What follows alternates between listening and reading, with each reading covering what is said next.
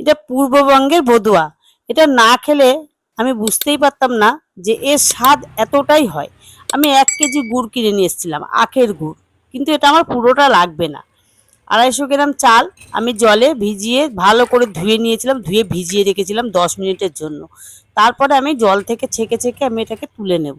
নিয়ে আমি একটা পেপার পেতে নেব, পেপারের উপরে সুন্দর করে পাতিয়ে দেবো। পেপারের উপরে পাতিয়ে দিলে কি হয়, জলটা তাড়াতাড়ি টেনে যায়।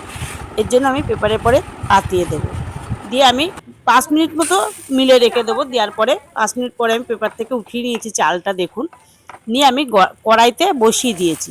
এবার গ্যাসটা কিন্তু আমি একেবারে ছোট করে দিয়েছি। এবার এটাকে অনবরত নাড়তে হবে যাতে তলা না পুড়ে ওঠে। নাড়তে নাড়তে দেখবেন একটা লালচে লালচে ভাব চলে আসবে।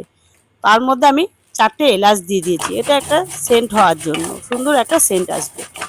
দেখুন কত সুন্দর একটা লালচে লালচে ভাব আসছে। এই লালচে লালচে ভাব এসে গেলে এবার এটাকে নামিয়ে আমি একটু ঠান্ডা করে নেব। এদিকে আমি কড়াইতে 2 গ্লাস মতো জল দেব। এই ভদুয়াটা এতটা সুন্দর লাগে, যখন আমার বিয়ে হয়েছিল তখন আমার ঠাকুমা শাশুড়ি বেঁচে ছিলেন, তখন ওনার মুখে শোনা, আমার শাশুড়ির মুখে শোনা, এটা পূর্ববঙ্গের মানুষ ভাদ্র মাস যাওয়ার দিন এগুলো বানিয়ে প্রতিটা ঘরে ঘরে খেত।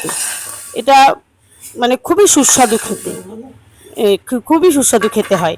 এবারে আমি যে ঠান্ডা করতে দিয়েছিলাম যে চালটা, সেই চালটা আমি মিক্সিতে গুঁড়িয়ে নেব, বেশ ভালো করে মিহি করে কিন্তু আমি গুঁড়িয়ে নেব।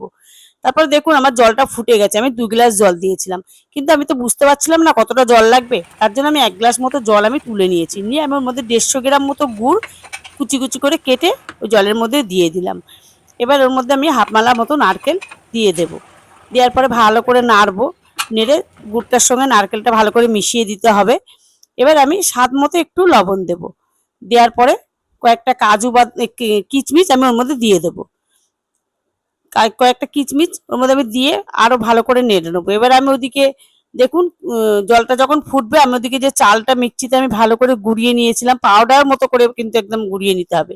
এবার 1 হাত দিয়ে খন্তিটা দিয়ে নাড়তে হবে আর 1 হাত দিয়ে দিতে হবে, কারণ এরম ভাবে না নাড়লে কিন্তু দলা পাকিয়ে যেতে হবে।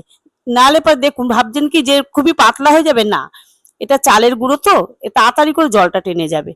দেখুন আমার বেশি সময় লাগেনি কিন্তু এটা নাড়তে, খুব অল্প সময়ের মধ্যে কিন্তু এটা একেবারে আটার একটা ডোট মতো তৈরি হয়ে যাবে। যেমন আটার ডোর থেকেও শক্ত হবে, বেশ সুন্দর হবে। এবার দেখুন নাড়ছি আমি, নাড়তে নাড়তে দেখুন, আপনারা দেখলে বুঝতে পারবেন যে কতটা শক্ত হয়ে আসছে। এটা কিন্তু একেবারে গ্যাসটা কিন্তু ছোট করে দিয়েই করতে হবে, নাহলে কিন্তু তলায় ধরে যাবে। তলায় ধরে গেলে একটা পোড়া গন্ধ হয়ে যেতে পারে। এর জন্য গ্যাসটা একেবারেই ছোট করে দিয়ে করতে হবে। এটা নাড়তে নাড়তে দেখুন একটা একেবারে এতটাই সুন্দর খেতে, মানে কি বলবো, যে আমি বানিয়েছি খেয়েছি এজন্যই বুঝতে পারছি, আপনারা বানিয়ে খেয়ে দেখবেন, সত্যি খুবই সুন্দর খেতে লাগে। দেখুন এবার আমি বানাচ্ছি। আমি একটা করে কিচমিচ দিয়েছি, আপনারা চাইলে এর মধ্যে কাজুও দিতে পারেন। একটু হাতে ঘি মাখিয়ে নিয়ে করলে ওর একটা সেন্টও সুন্দর আসবে। দেখুন কত সুন্দর লাগছে। এগুলো কিন্তু নাড়ুর সাইজ না, একটু বড় সাইজ করতে হবে। বড় বড় করে করবেন, দেখবেন খুব ভালো লাগবে। আমার রেসিপিটা কেমন লাগলো আপনারা একটু কমেন্ট করে জানাবেন। আর বন্ধুরা আপনারা কিন্তু ভালো থাকবেন, সুস্থ থাকবেন।